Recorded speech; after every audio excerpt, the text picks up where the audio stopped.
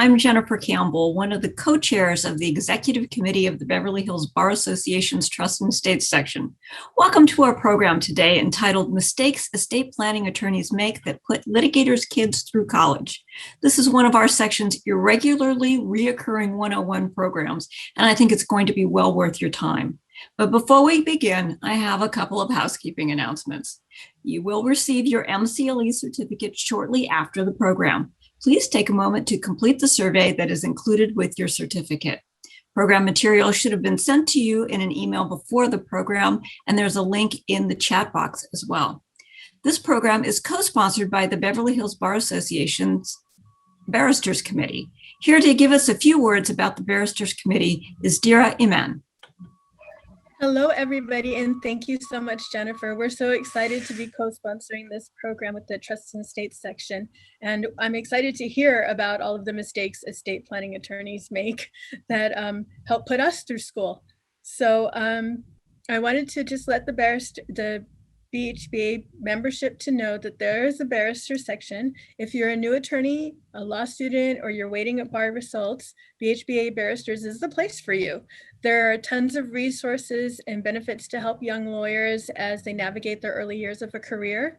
And there are opportunities to network. Our happy hours are very, very popular. And as soon as things open up, we'll be starting those up again. BHBA law students and lawyer members who are 36 years old and under, or who have been licensed for 8 or fewer years, are automatically barristers. You're welcome to participate in barrister activities in addition to all the other section activities like our Trust and Estates section. So if you want any more information on the barristers, please contact me. My name is Dira Imam, and Alex will put the contact information in the chat for you. Thank you, Dira. And now let me give you a word or two about our section's wonderful sponsors. The Trust and Estates section is sponsored by the Sanborn team, Geffen Real Estate, Glen Escrow, California Title Company, and Manufacturers Bank. First, let me introduce Nancy Sanborn and Brian Joy of the Sanborn team to say a few words. Thank you, Jennifer. Good afternoon, everybody. It's really fun. It's been over a year, and we're really excited to say that maybe this will be over soon and we can all meet you again in person. And we just want to take a brief moment to thank everyone for all your wonderful support this past year. Thank you. And enjoy Jessica and Andrew. They're going to be a great topic. Thank you, everybody. Thank you, Nancy and Brian. And now let me introduce Orit Gadish of Geffen Real Estate and a recently published author to say a few words. Thanks, Jennifer. Hi, everyone. I'm Orit Gadish, broker and owner of Geffen Real Estate, a dynamic brokerage specializing in serving the trust and estate community. Selling probate real estate doesn't have to mean selling a property as a fixer. There's no probate code that dictates that. By working with us, you have access to our fully vetted network of vendors who offer cost-effective and high-quality services. Our network of vendors include organizers, trash out, cleaning, renovation repairs, and staging vendors. If needed, they're paid through Escrow. Feel free to check out my book on Amazon titled The Practitioner's Handbook for Probate Real Estate. The link is in the chat box. And if you'd like to read it and provide a review, please text me for a complimentary copy. Enjoy your program. Back to you, Jennifer. Thank you, Orit. In addition to the Sanborn team and Geffen Real Estate, the Trust and Estate section is also sponsored by Glen Escrow. Marcine Klein is a full-service escrow officer specializing in probate, trust sales, conservatorship, and both court and independent administration of Estates Act transactions. On a daily basis, Marcine works to ensure that even the most challenging escrows close smoothly and that her clients are beyond happy with their experience at Glen Escrow. California Title Company. California Title Company provides comprehensive and timely title insurance protection for home buyers, including first-time home buyers, sellers, veterans and military personnel, seniors, real estate agents, brokers, mortgage lenders, and commercial real estate professionals. Manufacturers Bank, simplifying your banking. Let Manufacturers Bank do it for you. Manufacturers Bank has a dedicated trust and estates banking team with the experience to handle all your banking needs. Please contact Brian Flores, Vice President and Senior Relationship Manager, for more information. Now, on to the program. I have the great pleasure today of introducing our speakers. Jessica Babrick is a trust and estates litigator at the law firm of Weinstock Manion, a law corporation. She's a graduate of UC Hastings College of the Law and has more than a decade of experience representing beneficiaries, fiduciaries, financial and charitable institutions in a wide variety of contested trust and estates matters.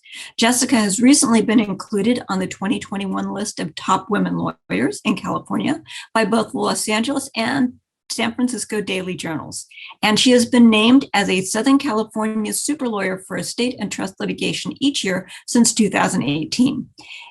Andrew Smith, her co-panelist, is also a trust and estates litigator at Weinstock Manion. A graduate from Georgetown University Law Center, Andrew first represented corporations engaged in various types of complex commercial litigation before turning full-time to trust and probate litigation in 2015. Andrew has been named as a super lawyer rising star in estate and trust litigation each year since 2018. Jessica and Andrew, thank you so much for coming today. The floor is yours. Thank you very much, Jennifer. So as estate planners, you're always just trying to help your clients and help make sure that they can carry out their wishes for how their property is given and everything else upon their death.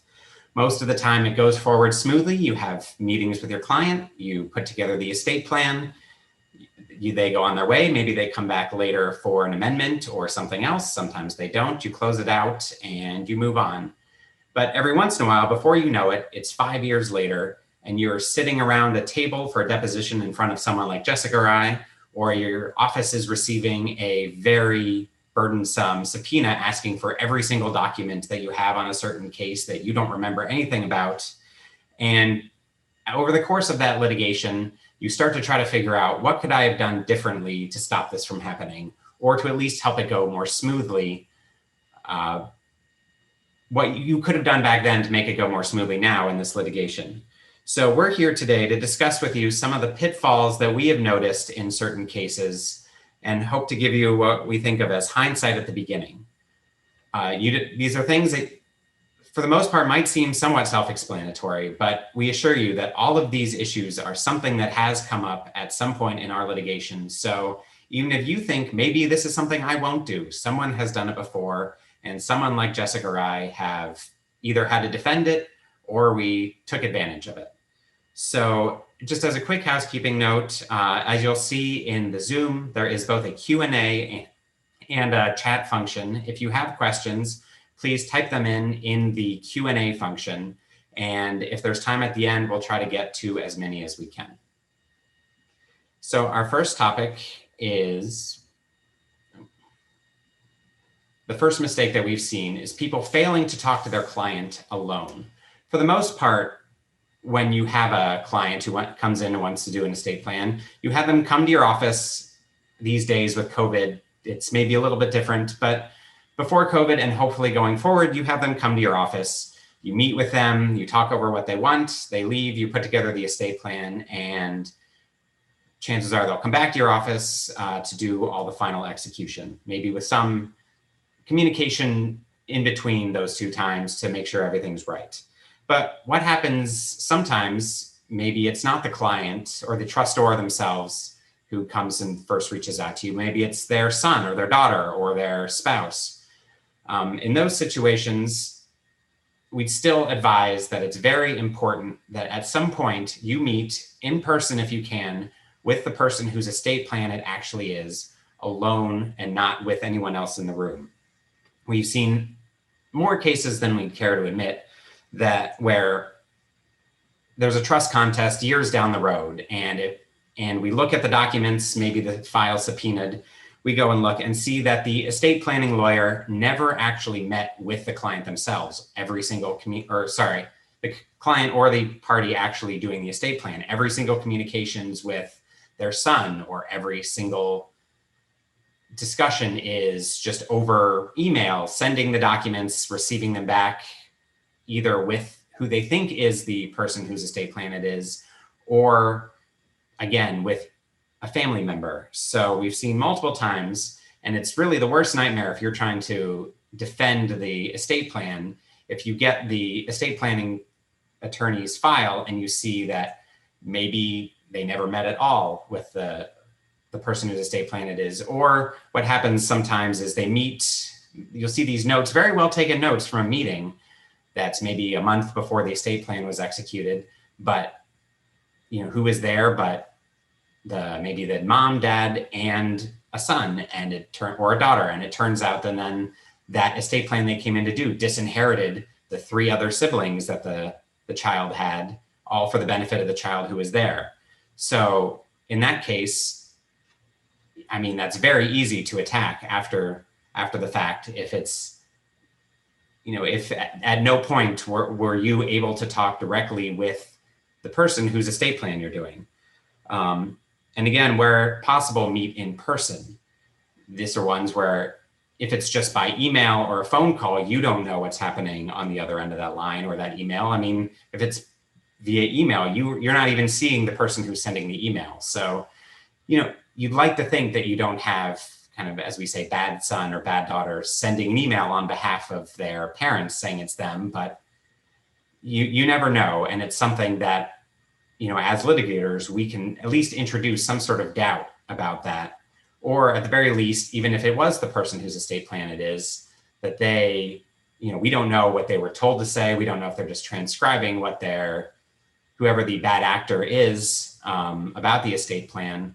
And so if you're in person, you can be there, you can talk with them, you can talk with them exactly what they want, ask them questions, have them ask you questions.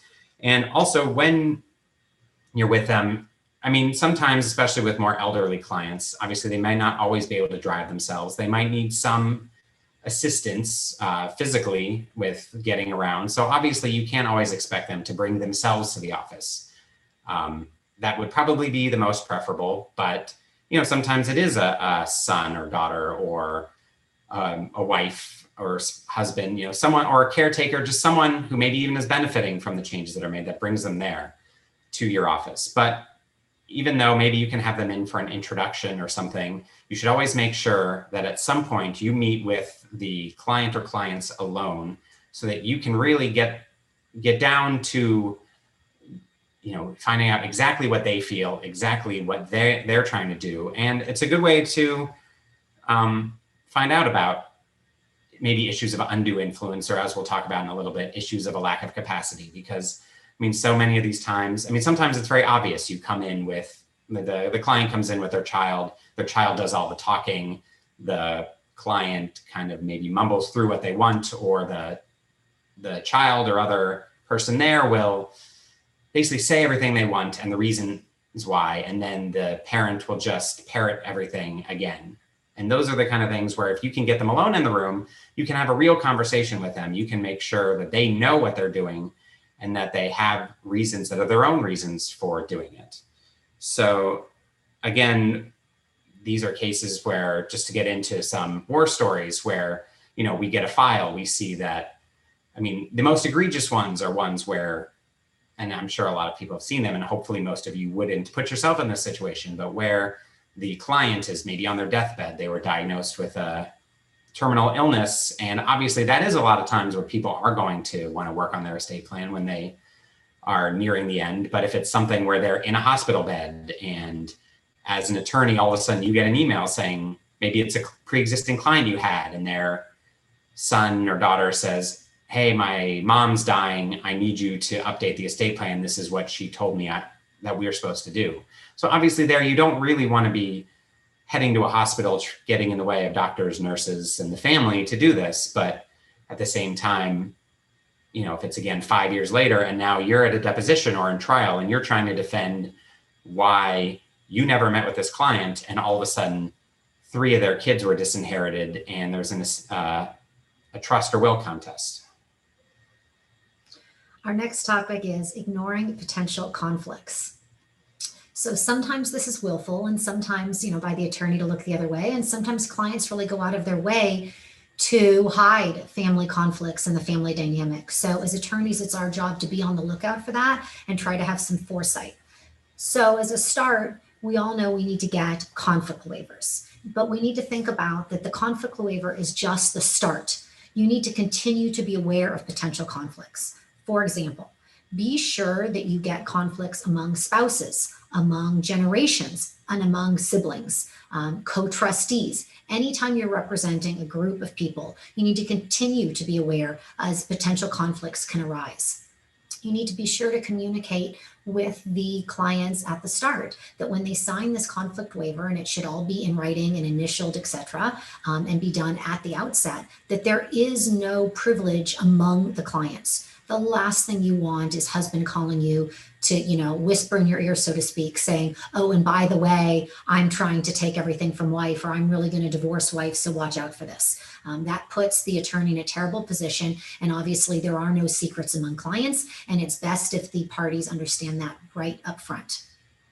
Some of the issues that we've seen have arisen where potential issues come up that the estate planner didn't see from the beginning were often among married couples. For example, watch out for transmutation agreements. You may really want to consider sending the spouses out to have separate counsel, do any kind of transmutation agreement, or any agreement where there's going to be a characterization of property that may be different than, whether it's separate to community or community to separate. You want to be really careful about that. Also, anytime there's gifting of property or transferring when it's a second or third marriage, even more so when you have a big disparity in ages and you have children from like perhaps first marriage who may not be so thrilled to see second or third wife inheriting so much property that maybe they thought they were entitled to. Another one is prenuptial agreements and or prior divorce decrees. I would recommend consulting with family law attorneys and having people, again, retain a separate counsel. We want to watch out for growing conflicts. For example, siblings start out getting along when they are acting as co-trustees. Then it turns out that one sibling thinks a specific bequest should go to him, or he shouldn't pay tax on it, etc. A conflict arises. You need to be very aware of in what capacity you're representing that client, i.e. is it as solely as trustee, is it as beneficiary, and whether there's that potential conflict. If it's now arisen, you need to immediately communicate that with the client. Also, when you have blended families, you want to make sure that you're not just communicating, say, with husband's children, but not wives' children. You want to really be careful that either no one is included or everyone's included, in addition to just getting these waivers. This goes even further when you're going to be, when a client asks you to make unequal divisions of property among children. You, as Andrew said, you don't want to have just met with one of the children and then find out that the parents are, then considering disinheriting the other two children that didn't participate in that meeting. And do husband and wife make sure they feel the same way about that? Along those same lines, you want to be careful that, say, husband is the breadwinner and running the business. It may seem appropriate at the time, even though you're doing a joint estate plan, that you're just communicating with husband. Wife may or may not feel the same way about how the distributions are going to be made, and you want to make sure that you've communicated with both of them in addition to just having the conflict waiver up front. Another thing to really watch out for is when you're doing the planning, you don't always know what's going on in a family relationship.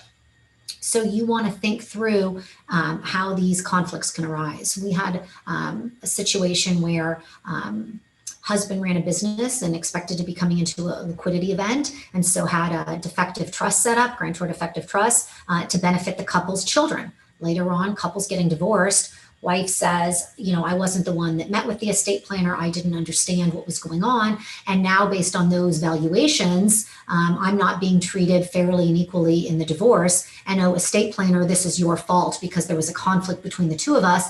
And you didn't tell me this could have hurt me later on if we got divorced.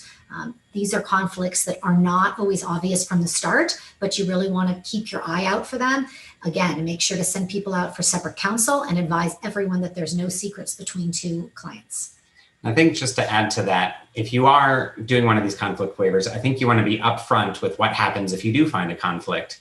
Is maybe you were representing one of the two clients longer than the other, and maybe you were thinking that if there is a conflict, you continue to represent the first client you had, or so it's just something I think to talk about up front, let them know whether or if you haven't up front, at least at the time of the conflict, what's going to happen. You don't want one of them to try to then, maybe there's a couple that get divorced and all of a sudden the wife comes back to you and tries to engage you, and now you're in a weird spot. So you want to either be upfront at the time of the conflict waiver, or if you haven't done that later, to just let them know what's going to happen if there is a conflict. Are you going to keep representing one of them and everyone knows that from the beginning, or are you just going to send them both to separate counsel and you'll wait around to see if you're needed for any subpoenas or depositions later?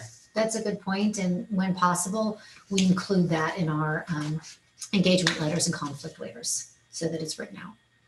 All right, the next mistake we've seen sometimes is keeping doctors out of it.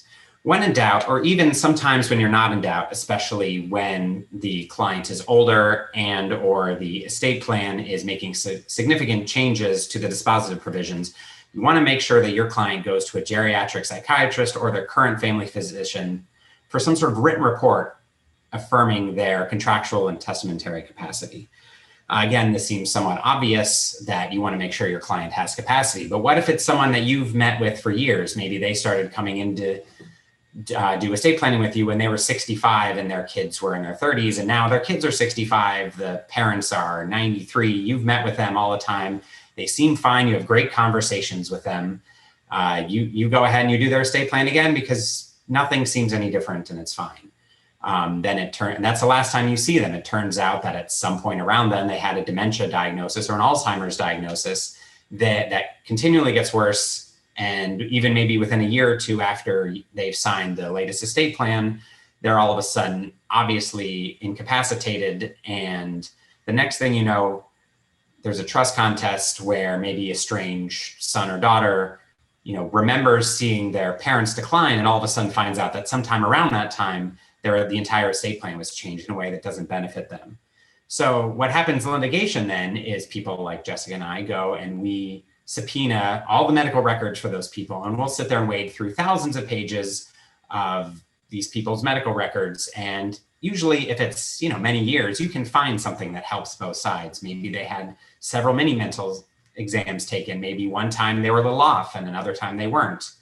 And so it's something where if you're at all concerned that this might happen, even if you're not concerned that the client lacks capacity, make sure that you have them go as close as possible to the meeting with you when the estate planning documents are executed, that you go, I know everyone usually knows the names, Dr. Trader, Dr. Spar, or someone like that who, in those situations when it's a geriatric psychiatrist, this is their job, this is what they're used to, so they know what to do. And what we recommend is that when they meet with these potential clients, that they go and they don't only do testing to make sure of their capacity, but they will also maybe talk through what their family relationships are, what they're planning to do with their estate plan. They've seen enough of these and now have been called in front of courts and in depositions enough times that they know what the courts want to see and what they don't.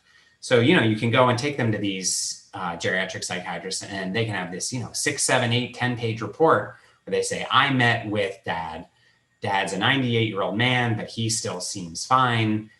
We talked about what he wants to do. He wants to disinherit his son, Billy, because Billy has been very mean to him for the last 10 years. I made sure that was something he wanted to do. And he said it absolutely was. And we talked about it for a few more minutes. And then I administered the mini mental and a few other tests, and he's fine. So if you have those reports, then all of a sudden, if you are, you do their estate plan, and all of a sudden it is 6, 7 years later, and they've now passed away after a long decline of, dementia, Alzheimer's, et cetera. You're not just relying on hoping that your memory or even your notes saying that they seemed fine to you. Even those are helpful, and as we'll talk later, keeping good notes is very important. But now you have this contemporaneous medical report from someone who, it's their job to determine someone's capacity, saying that they were fine to go ahead with those documents. And while that's not 100% bulletproof, that is something where there's only so much you can do if you're the one contesting the trust or the will to overcome this report that was maybe 3 days before the estate planning documents were executed that says that this is what they're doing, this is why, and they were fine. And let's say you're in a situation where they come in and you do all this right, and then you do their estate plan, they go on their way. They come back 6 months later and you think, well, I just took them to Dr. Trader or Dr. Spar or someone like that, and they were fine, so I'm going to go do it again. And then all of a sudden that's when someone, a litigator for, the contesting party afterwards will say, well, I know and I remember that it was in that 6 months that their Alzheimer's got much worse and everything was different. Again, you know, the report 6 months ago is still going to be very helpful, but we've had, you know, the estate planners in our firm do it where they know, especially we've been in the middle of litigation before, where we know that a contest is coming. And, you know, there's nothing maybe sometimes you can always do to stop it, but every single time the woman came in, I think she was in her 90s, once a month to get something changed. And every single time, send her back to Dr. Trader. He did another report. So, you know, the time comes for the contest and you have maybe 4 or 5 separate reports all spaced out a few months, a year apart, that all reaffirm that the client had capacity and they knew exactly what they were doing. Not every single time you're going to have someone, you know, maybe the client doesn't want to spend the money for someone like a licensed geriatric psychiatrist, or, you know, it's something where you want it to happen a little quicker. I mean, someone who is their family physician who's known them for many years. I mean, even if they're not a neurologist or a psychiatrist or geriatric psychiatrist, you know, if it's someone they've known, it's still very helpful to get some sort of letter or something from them, just saying, I met with my patient, she or she has been my patient for 25 years. They still seem fine. In my medical opinion, they have capacity. What you don't want to do, on the other hand, is what happens if you don't want to get a geriatric psychiatrist. And let's say the doctor's out of town or the doctor's retired or something, and they're between doctors, and you go and you find some other doctor. Maybe it's a friend of yours, or maybe it's, you know, the client's son's doctor or something like that. You go and take them. They've never met with that doctor before. They give the report. Maybe it is all in good faith and on the up and up, but I mean, that's just something where after the fact, it's very easy to say, oh, well, you avoided the geriatric psychiatrist. You avoided the family physician to go find a plant who's going to say whatever you want. So obviously that might not be true, but it's just something you want to avoid, and something that's going to make it much easier to defend an estate plan if you have either someone that was very familiar with the client or someone whose job it is to diagnose or identify capacity issues. So along those lines of trying to help defend your trust after the fact is taking good notes. I can't tell you how many times estate planners said, I knew the gist of it, I knew him, I had really good mental notes, let me tell you. Well, chances are if there's litigation, it's going to be years after you met with the client and drafted their estate plan. And there is nothing better when you're then in litigation to have good contemporaneous notes of your meetings and your phone calls with the client. These can be beneficial both for you and in defending the trust. And in addition, if there's some confusion over what a trust term meant, your notes might be really helpful in sorting out what were the trustor's actual intentions. In these notes should be clear who was at the meeting. For example, was spouse there? Were any children there? How long was the meeting? Where did the meeting take place? Of course, in a perfect world, you will have met with just the trustor by his or herself, but sometimes that's not always possible, and you want to explain who was there and why, and whether someone left. Sometimes you might have a caregiver or spouse or child there for part of a meeting, but then you ask them to leave to confirm that this is in fact what the trustor wants. Again, making a note of when somebody came and went can be the difference in a trust contest. Your notes can also be determinative if there's ambiguities. Those clear and convincing notes can make the difference in how the court will interpret a will or a trust. One thing we recommend not doing is a video. Most of us don't like seeing ourselves on the screens, or hearing our voices. You can only imagine how good, the 95-year-old looks on video. So often people think, okay, I'm going to video grandpa explaining exactly why he's leaving everything to me, whether the lawyer's there or not. I personally have not seen a time when the video really helped. Elderly people often don't look good. You can't tell whether the video's been cut or spliced. You can't tell who else was in the room and what was being said. So I'd, every day of the week, I'd rather have contemporaneous notes than a video of a signing. And just to add to that, a lot of times if there is a contest after the fact, let's say you get a subpoena for all of your notes, when it's, there's certain evidence code sections, 957 through 961, that you'll always see litigators mention that say, once a client has passed away, if it's an issue of, kind of the estate planning, gifting, et cetera, the attorney-client privilege doesn't apply anymore.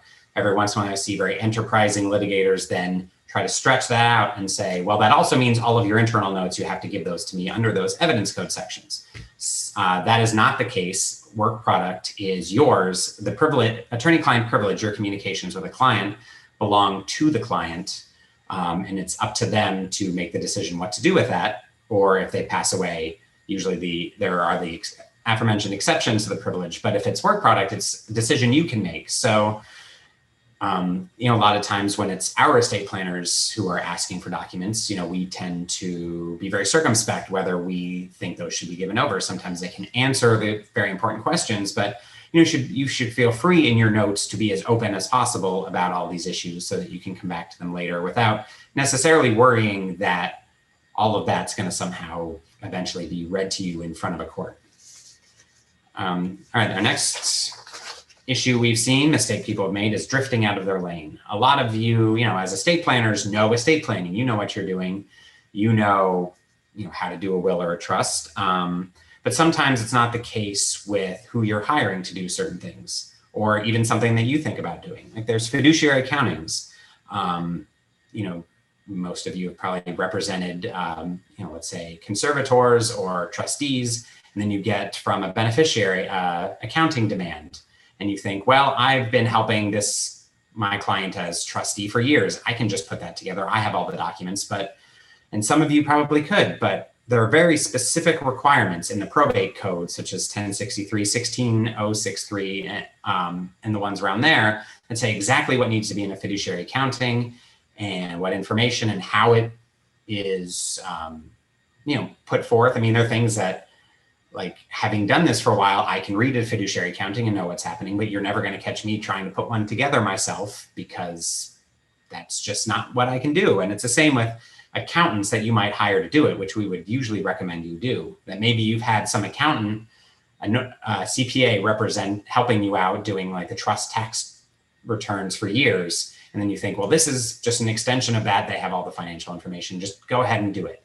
But we've seen that where then the accountant comes back, and probably they're a very capable accountant, but they come back with something that is just very clearly not what is required under the probate code for fiduciary accounting. And then next thing you know, there's objections to it on basic form issues that had you hired someone a fiduciary accountant whose job it is to put these together for trusts and conservatorships, et cetera, you could avoid having to go back and waste more funds, like the fees, costs for the trust, and having to redo this accounting over and over and figure out how to get it right.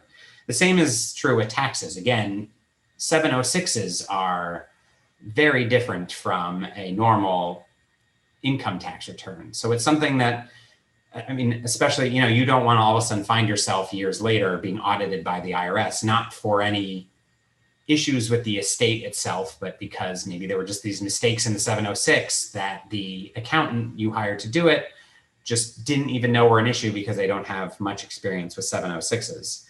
We've gotten in litigation where pretty much the sole issues are these questions of just kind of problems with the accountings that really, had they just hired someone who was more, I don't want to say qualified, but more experience. Yeah, more experience.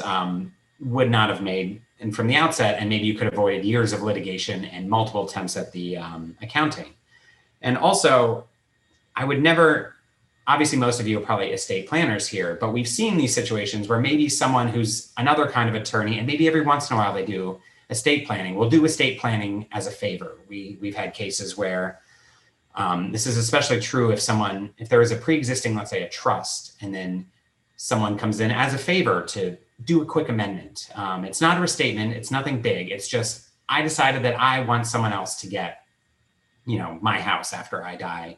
Can you please go switch it? And I don't feel like paying for the estate planner who did it before, so please just do it for me. Next thing you know, we're in some litigation years later because the favor that was done for the miss something very important. Maybe it's either from lack of experience, or maybe it's just a lack of understanding of what was in the original estate plan or the trust. Maybe the original trust was somewhat ambiguous on a point. You read it one way, and then you do a quick amendment, and it somehow throws everything out of whack. It was a very careful process that was all written down. And now everything just doesn't make sense anymore in a way that you just didn't foresee. So, it's either maybe refer them back to the original estate planner, or at the very least talk to that original estate planner to really figure out what their goal was and what they were trying to do, to make sure that if you're doing an amendment, that it really fits in with the plan. Obviously, if you're restating the estate plan, then you're starting from scratch. You're kind of doing what you already had planned to do. And then you might get into some issues of why did you leave your previous estate planner, but that's more undue influence. And what we talked about earlier about meeting with the client in person is probably ways to head that off. Another issue we've seen with estate planners is them trying to get too creative with their forms. We all like to write, we all like to be persuasive, but when it comes especially to notices, just stick to the language as prescribed in the code. For example, with your trustee notification, there's very specific language and requirements for the notice. With the trustee notification, not just the language, but even the type and the font. You want to make sure you are following all of those rules. Similarly, if you're giving notice under the probate code for an accounting, you want to make sure that you're setting the 100, either you're being careful enough to get the 3-year statute running with what you've provided them in terms of financial statements, or if you want to get shorter than that and have the 180 days code section start running under 16461, you want to make sure that you have the specific language. And going even further, if you want to get a waiver in account and release of trustee, you want to make sure that waiver language is also specific and releases the trustee for exactly the issues that arose during that trust administration. Another thing you want to do with notices is be really careful about who is served. A notice is only as good as the person it is served on.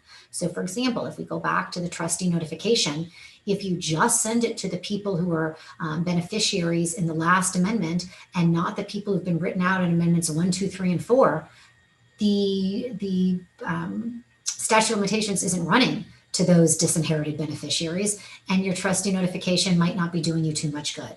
Similarly, you want to make sure heirs are served. We actually had a case where the trustee notification was served. The trustee did not believe there was any family. Of course, a quick check on ancestry.com would have proved there was.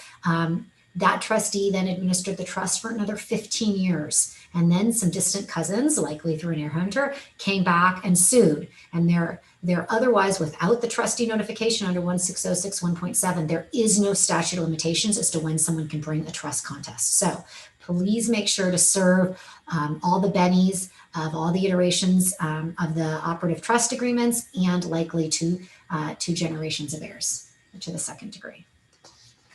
All right, so the next mistake we've seen is, it's kind of a broad, neglecting post-death administration. A lot of times we see after the death of the first trustor, as many of you know, with the normal trust, AB trusts like that, at that point, the assets are to be allocated to certain subtrusts. Usually it's not, besides getting into marital trust issues with the estate tax, but let's say you don't have that issue. It's just a simple survivor's trust and a decedent's trust. Obviously, then the decedent spouse's separate property and their share of the community property usually goes into this now irrevocable decedent's trust, while the survivor's trust for the surviving spouse has their separate property and their half of the community property. That's all very straightforward. But a lot of times, maybe the attorney doesn't get involved or doesn't really check up on the surviving spouse enough, and you run into these situations, especially where the surviving spouse was the primary wage earner, where maybe you did their estate plan perfectly, but then they never followed up to do any of the funding of the trust. Maybe the house was in their names as, individuals or married couple as joint tenants, something like that. And nothing was ever done to move the house into the trust. And then after the first spouse dies, they just keep going on the way they've always gone, spending their money how they want. Maybe we've run into a case where the surviving spouse went and made very sizable donations to certain charitable organizations. But unfortunately, when you have these, upon the death of the first spouse, the trusts are very clear that,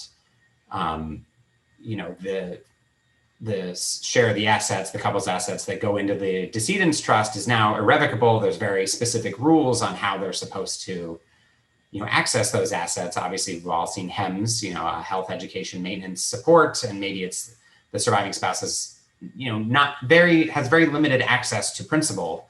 And they just don't even think about it. I mean, maybe even you explained it and wrote it all down for them, but still it's years later.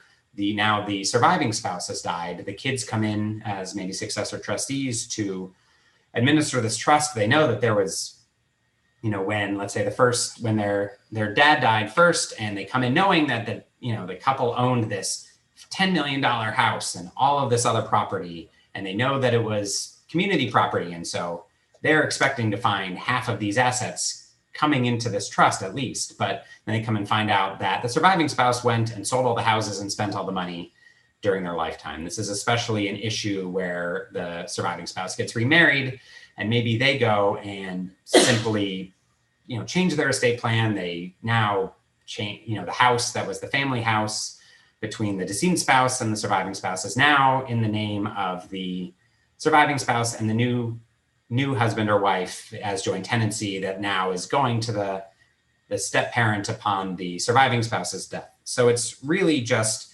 when you have these situations, you really need to make sure that they are following the terms of the trust, that they're creating separate accounts for the different bank accounts, that they're following the rules of the trust for the irrevocable trust, and again, some of these trusts do have provision. I mean, they all have provisions for invasion of principal. Obviously, you don't want the surviving spouse to go broke and be living on the street simply so they can preserve the decedent spouse's half of the assets.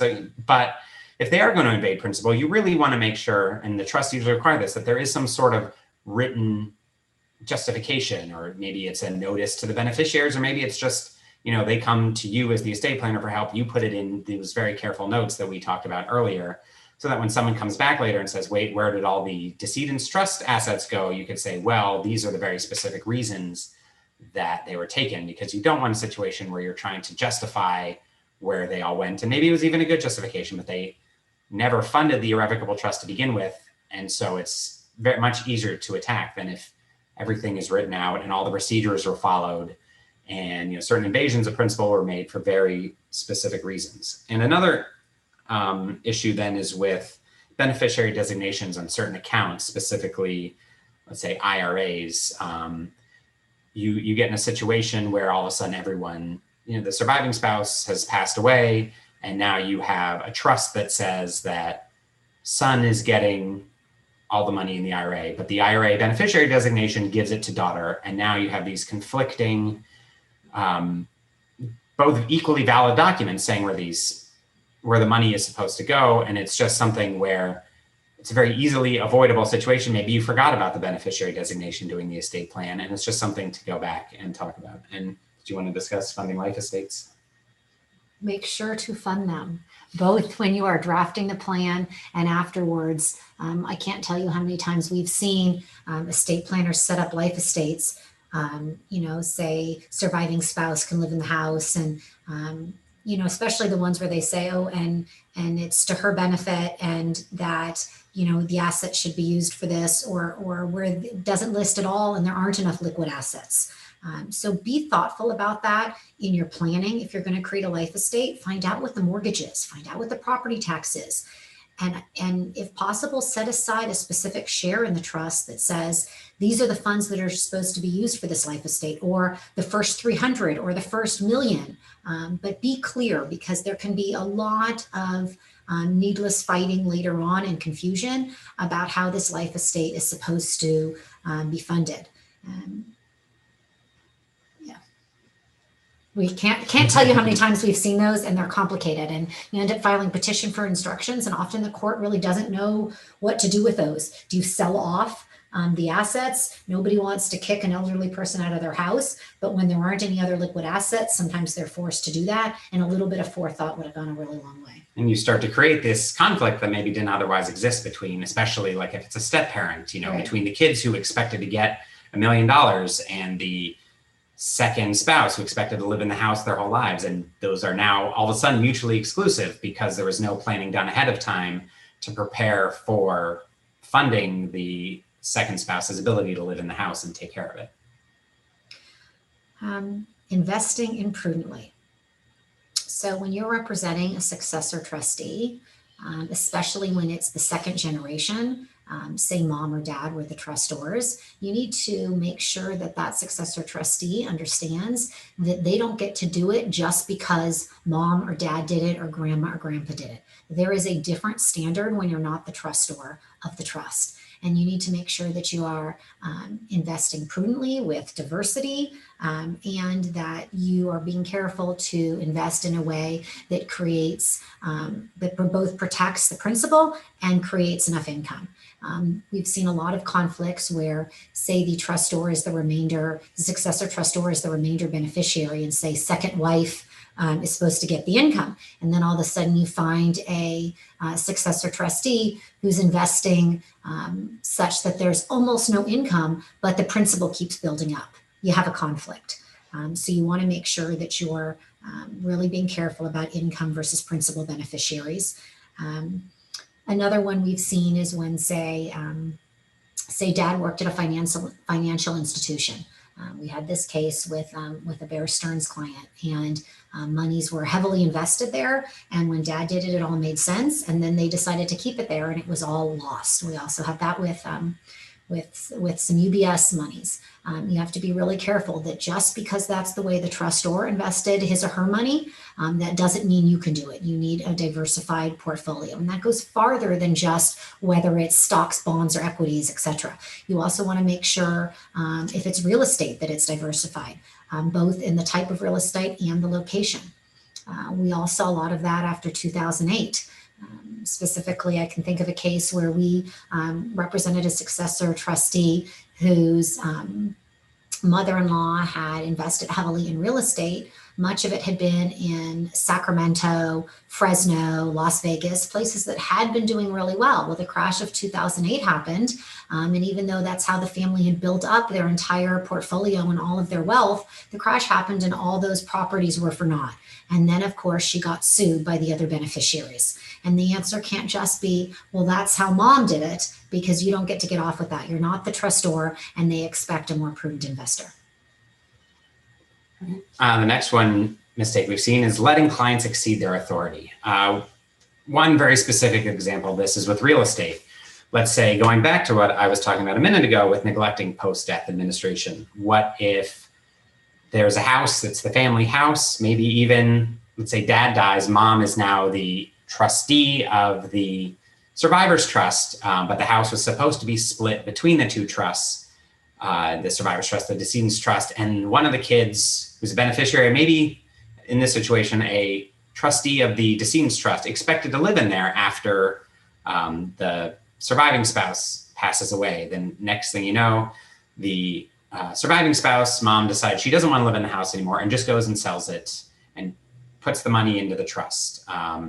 And a lot of times in these situations, probably they, again, weren't funding the subtrust properly, allocating the different assets. But in either event, maybe they're in the process of selling it or they do sell. We ran into a case where the surviving spouse, mom, sold the house, and one of her sons, who was co-trustee with her of both the subtrusts, just said, wait a second, I didn't even know you were selling this.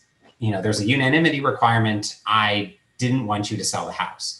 Next thing you know, you're now running into problems, not only from maybe the beneficiaries and your co-trustee, but now you're running into problems with the title insurance company or the buyer, because there's certain bona fide purchaser rules where if you sell a house to someone and they had no reason to know that you didn't have the full authority to sell that house and they bought it, maybe you didn't record deeds properly in the names of a certain subtrust, all of a sudden they don't have to give that house back. But that doesn't mean that you're now relieved of your liabilities because the house, the sale's been taken care of. Now you're all of a sudden finding your clients finding themselves liable for damages. Maybe there's, malpractice issues with you not, helping them with the deeds properly if that was something you were helping them out with.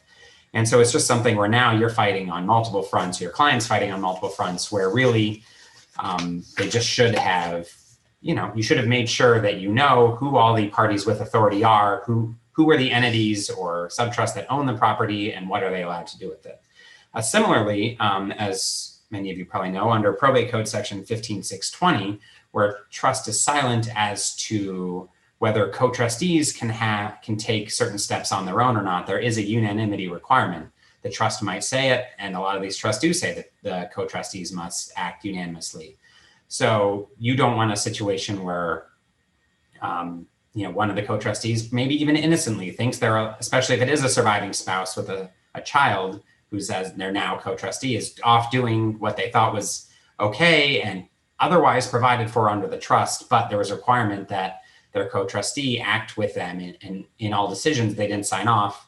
Next thing you know, especially if you're representing both of them, you go back to what we talked about at the beginning with these conflicts that all of a sudden arise, and now they're embroiled in this litigation over something that maybe wouldn't have been a big deal in the beginning if everyone just would have been brought on board who needed to be, or it's something where one of them decided, well, I know that my co-trustee isn't going to want me to do this, but I want to do it. I'm just going to go do it and ask for forgiveness later. And that's not really how it works. And all of a sudden, again, it's litigation that really could have been avoided without letting the one co-trustee go run roughshod over the trust. When in doubt about a certain trust administration decision, and especially if you have beneficiaries on each side, we'd recommend you consider filing a petition for instructions. We find so often that trustees are afraid to, or don't even think of letting the courts help out. Don't be afraid to ask the court for help in what should be a confirmation of the decision you've proposed. So when you're filing this petition, this also allows you to frame the issue, your client to frame the issue in a way that puts your client in the best light, but ultimately protects them from any liability. You should have a recommended course of action, but often if you're a trustee, especially if your client isn't a beneficiary, you can make the recommendation to the court, explain both sides, and then step back and let the beneficiaries fight it out as they want to. That way you're preserving courts, the trust resources by just filing the one petition and then letting the beneficiaries fight, but you're also really protecting your client as in his capacity or her capacity as trustee when they're executing on those decisions. This is especially true when you're representing a trustee who's also a beneficiary, and they may be making a decision that benefits themselves to the detriment of another beneficiary. Again, I mean, you can do a NOPA, notice of proposed action, and if something's not too controversial, maybe that solves the problem. But if not, if there's anything that's going to be a conflict of interest in what hat they're wearing or among beneficiaries or could lead to liability in a decision, we recommend you consider asking the court for confirmation. Some other examples of that are, is an amendment valid? We've had trustees think, yeah, this is probably valid. We're gonna make distributions based on this amendment, or not think, nope, it's not valid. I'm not going to consider it, and they don't send that amendment in their trustee notification. 120 days go by, and they start administering the trust. Well, then a beneficiary can come back and say, wait a second, but under that second amendment to the trust, XYZ should have happened. Your client can save themselves a lot of heartache by going to the court at the outset and asking for confirmation, for example, that that amendment was valid. Another one is a petition to approve a sale of property if there's some question, or its value, or the characterization of the property, or even competing requests among beneficiaries. Again, you can tell the court, we think this distribution should be treated this way and why, but this other beneficiary has raised this issue, and court, we'd like you to bless our decision.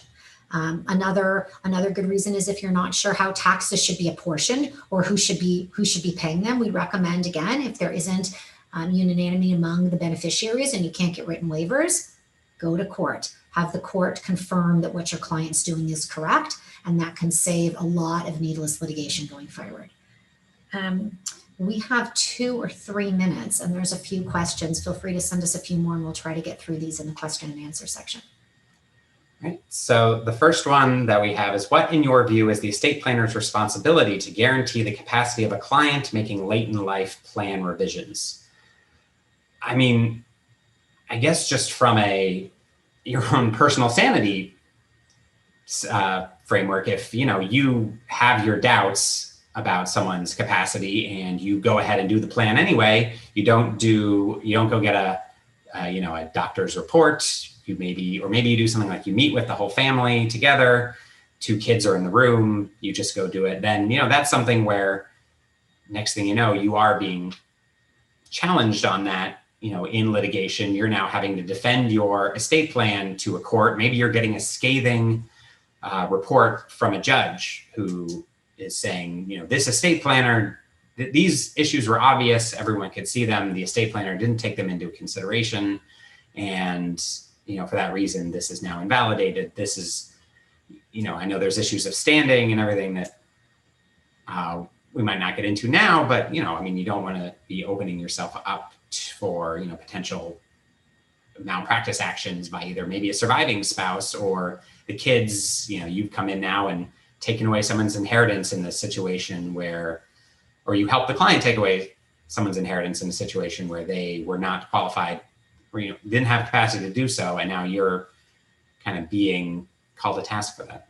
Yeah, in short, I think if you as the planner have any doubt about capacity or undue influence, you have a duty to sort that out. And whether that's speaking with your client, whether that's getting a medical professional, you have the responsibility to do that. And then in my opinion, you have, if there's reason to believe that somebody else is going to doubt it, even if you don't, you should really consider recommending that they get, an independent review, either by a doctor or by another attorney. The next one says, what do you do when a husband confides in you that he fathered an illegitimate child during husband and wife's marriage, and wife does not know of the existence of this child? Assume in this example that you have represented a husband and wife for 20 years. I feel like this is one that this is like the hypothetical that we've seen come up when we talk about the privilege between the clients. You look like you had a response though. Well, you have to be clear at the outset that there are no secrets. So if he's confided this information to you, it isn't just between husband and lawyer, it's now between husband, lawyer, and wife. And you are going to have to sort out that conflict, especially in terms of estate planning.